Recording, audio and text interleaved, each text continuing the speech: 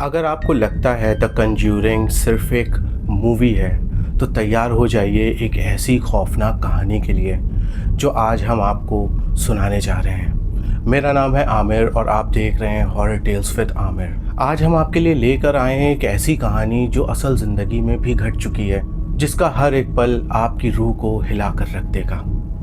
तो चलिए शुरू करते हैं आज की ये कहानी। सन 1971 का सर्दियों भरा एक दिन रॉजर पेरेन अपनी पत्नी कैरोलिन और 5 बच्चों के साथ रोड्स आइलैंड के एक पुराने घर में शिफ्ट होता है, जिसका नाम होता है ओल्ड अर्नोल्ड स्टेट। 200 साल पुरानी एक खामोश और अलग थलग पड़ी हुई ज़मीन, जहाँ पर सब कुछ बहुत ज़्यादा शांत लेकिन अजीब सा था। उस घर का हर कोना जैसे एक कहानी कह रहा था, हर दीवार पर जैसे एक अनजाने साए का असर सा था, और ज़मीन पर कदमों के पुराने निशान, जैसे कुछ बहुत ही ज़्यादा बुरा घट चुका हो उस जगह पर। शुरुआत से ही उनको उस घर में अजीब अजीब सी फीलिंग्स थीं, जैसे बहुत ज़्यादा अचानक से ठंड का बढ़ जाना और अजीब सा एक मनहूसियत सा फील होना उनको उस जगह पर। उनको ऐसा लग रहा था कि शायद सफ़र लंबा होने की वजह से ये एक थकान सी है जो उनको महसूस हो रही है इस घर में आकर। बाकी सब कुछ तो ठीक ही है, लेकिन धीरे धीरे उन्होंने ये महसूस किया कि जैसे ही रात होती अजीब अजीब सी घटनाएं उस घर में होने लगती।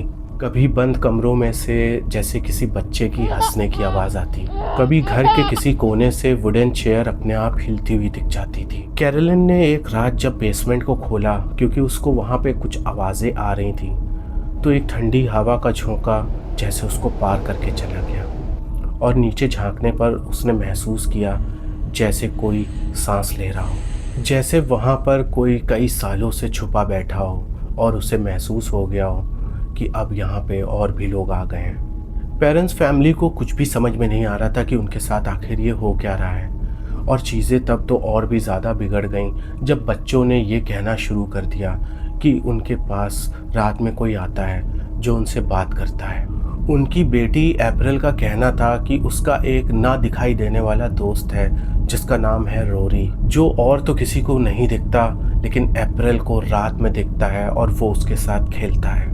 कैरोलिन ने ये सब एक इमेजिनेशन समझा। उनको लगा कि शायद बच्चा है, बच्चे को इस तरीके से कभी कभी फीलिंग होती नई जगह पे आने पर, तो उन्होंने उसकी बात पे ध्यान नहीं दिया। लेकिन एक रात जब कैरोलिन ने खुद महसूस किया उनके बेड के पास एक साए को, जो खड़ा होकर शायद उनको ही देख रहा था, और तभी उनको एक आवाज़ सुनाई दी जिसमें एक औरत जैसे रो रही हो और चिल्ला के कह रही हो, ये मेरा घर है। ये सारी चीज़ें होने के बाद कैरोलिन के पैरों के तले जैसे ज़मीन खिसक गई। हर रात किसी न किसी मेंबर के साथ कुछ न कुछ होने लगा। कभी उनकी बेटी सिंडी चिल्ला कर उठती और कहती उसके बेड के नीचे कोई है, और कभी बर्तन अपने आप टेबल से नीचे गिर जाते। एक दिन कैरोलिन की कमर पर अजीब से निशान मिले, जैसे उसको पकड़ के किसी ने खींचने की कोशिश करी हो। इतनी सारी चीज़ें होने के बाद कैरोलिन ने एक लोकल हिस्टोरियन से कांटेक्ट किया उस जगह का इतिहास जानने के लिए, और फिर उन्हें पता चला कि ये जगह एक लैंड ऑफ कर्स थी, जहाँ पे सिर्फ 1-2 डेथ्स की ही बात नहीं, कई सारी मौतें हुई थीं। इस जगह पे पुराने वक्त में बहुत सारे मर्डर्स और ब्लैक मैजिक के कई सारे केसेस हो चुके थे, और एक नाम बार बार उनके सामने आया, बैटशेबा शेरमन, जिसे 1800s में विच माना गया था, जिस पर यह इल्ज़ाम था कि उसने अपने ही बच्चों को सैटन के लिए कुर्बान कर दिया था, और उसके बाद उसी फार्म हाउस के अंदर जाकर उसने अपने गले में रस्सी लगाकर अपनी जान दे दी थी। वहाँ के लोगों का कहना था कि बैटशेबा ने मरने के वक्त एक श्राप दिया था कि इस घर में कोई भी नहीं रह सकता, ये मेरा घर है और मैं यहाँ पर कभी भी किसी को नहीं रहने दूँगी, और उसकी आत्मा उसी जगह पर जैसे कैद सी हो गई।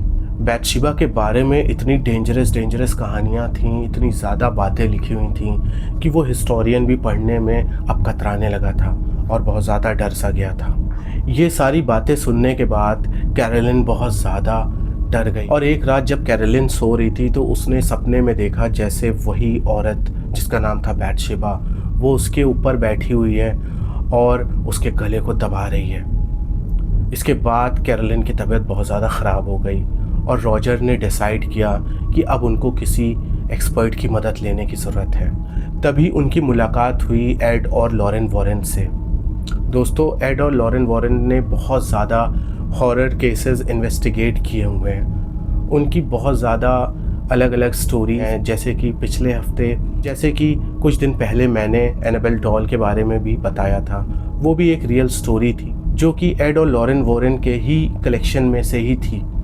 तो अब ये स्टोरी भी उनकी ही कलेक्शन की है। उन दोनों ही स्टोरीज़ में मूवीज़ भी बन चुकी हैं। तो कंज्यूरिंग, जो कि बहुत ही ज़्यादा अपने वक्त की हॉन्टेड मूवी रही है, आप देख सकते हैं। अगर आपने नहीं देखी हो तो बिल्कुल देखिएगा, आपको मज़ा आ जाएगा। एड और लॉरेन वॉरेन दुनिया के एक मशहूर पैरानॉर्मल इन्वेस्टिगेटर्स में से थे, जिन्हें बहुत से लोग तो फेक कहते थे, लेकिन वो लोग जिनके साथ इस तरीके की भूतिया घटनाएं हुई और उन्होंने उन लोगों की मदद करी, उन लोगों की ज़ुबानी आज भी ये सारी बातें सची हैं। एड एक डिमोनोलॉजिस्ट थे और जो लॉरेन थी वो एक मीडियम थी, और ये दोनों मिलके इन्वेस्टिगेट करते थे हॉरर एक्टिविटीज़ को। फॉरेंस जैसे ही रॉजर के घर पर पहुँचे और लॉरेन जैसे ही उस फार्म हाउस के अंदर एंटर हुई, उनके चेहरे का रंग जैसे उतर गया। लॉरेन ने कहा, ये जगह सिर्फ हॉन्टेड ही नहीं, ये जगह कर्स भी है। और फिर उसके बाद उन्होंने एक सीन कंडक्ट किया जिसमें लॉरेन ने एक बहुत ही भयानक विजन देखा। एक औरत, पूरा जला हुआ चेहरा, आंखों में रेज, और वो कह रही थी, मैं माँ थी लेकिन मैं शैतान थी, अब मैं बदला हूँ। ये सारी चीज़ें देखने के बाद लॉरेन बिल्कुल से चौंक के जैसे जाग उठी और देखा तो कैरोलिन की तबीयत बहुत ज़्यादा ख़राब होने लगी थी। कैरोलिन की हालत को देखते हुए एड और लॉरेन वॉरेंस ने उनके घर में ही रुकने का प्लान कर लिया और धीरे धीरे कैरोलिन की तबीयत बिगड़ती ही चली गई। वो दिन भर अजीब अजीब सी हरकतें करती थी, उसका चेहरा बिल्कुल बदल सा गया था, और रात में वो अलग ही अलग जैसे किसी भाषा में बात करती थी और बड़बड़ाती थी।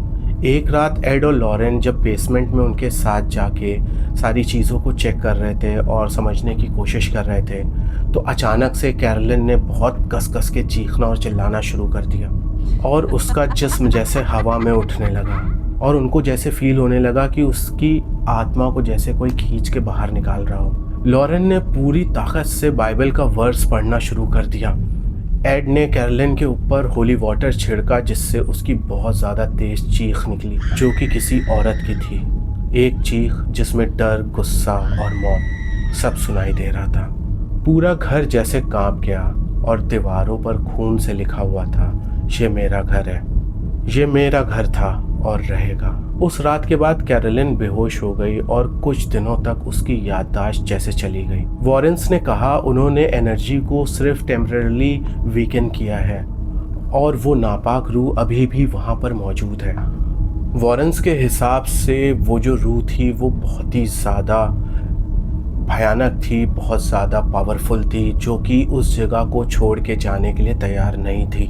कुछ सालों बाद कैरोलिन की बेटी एंड्रिया पिरन ने एक किताब लिखी, house of darkness, house of light, जिसमें उन्होंने कहा कि उन्होंने अपनी माँ को जीते जी मरते हुए देखा है। जब 2013 में द कंज्यूरिंग मूवी बनी तो लोगों ने सोचा ये सिर्फ एक इमेजिनेशन ही है, लेकिन डायरेक्टर जेम्स वैन ने खुद कहा, मैं पूरी रियल कहानी नहीं दिखा सका क्योंकि दुनिया उस डर के लिए तैयार नहीं थी। फिल्म रिलीज होने के बाद कई लोग थिएटर में ही फेंट हुए। एक महिला ने मूवी के बीच में ही हार्ट अटैक फेस किया। मैं स्क्रीन पर बैटशेबा को नहीं देख रही थी जैसे वो मुझे देख रही थी। आज भी वो farm house old Arnold state वहाँ पर मौजूद है और आज भी लोग उस जगह से गुजरने पर एक डर महसूस करते हैं और बचते हैं कि उस जगह से उनको ना गुजरना पड़े। एड और लॉरेन वॉरेंस दोनों ही अब इस दुनिया में मौजूद नहीं है, लेकिन उनका बनाया हुआ वो ऑकल्ट म्यूजियम आज भी है, जहाँ पर बैटशेबा से जुड़ी हुई कुछ कर्स्ड चीज़ें रखी हुई हैं। म्यूजियम के केयरटेकर कहते हैं हर रात 3 बजे उनको किसी औरत के रोने की आवाज़ आती है उस म्यूजियम से, जैसे वो कह रही हो, ये मेरा घर है। दोस्तों, अगर आपको लगता है भूत सिर्फ कहानियों में होते हैं तो एक बार आप द कंज्यूरिंग मूवी ज़रूर देखिएगा और उससे जुड़ी कुछ हिस्ट्री जो नेट पे मौजूद है उसको पढ़िएगा, शायद आपके विचार बदल जाए। तो आपको ये स्टोरी कैसी लगी कमेंट बॉक्स में ज़रूर बताइएगा। और इसी तरीके की हॉरर, मिस्टीरियस और अनसॉल्व मिस्ट्री सुनने के लिए हमारे इस चैनल को सब्सक्राइब ज़रूर कर दीजिएगा। अगली स्टोरी किस टॉपिक पे मैं लाऊं, अगर आप चाहते हैं तो मुझे कमेंट बॉक्स में ज़रूर बताइएगा। मैं पूरी कोशिश करूंगा उससे जुड़ी हुई कुछ रियल या फिक्शनल स्टोरी बनाने की और आप तक लाने की। तब तक के लिए जुड़े रहिए हमारे साथ, स्टे ट्यून विद अस। हमारी और भी वीडियोस, बहुत अच्छी वीडियोस पड़ी हुई हैं, उनको जाकर ज़रूर चेकआउट करिएगा। तब तक के लिए थैंक यू।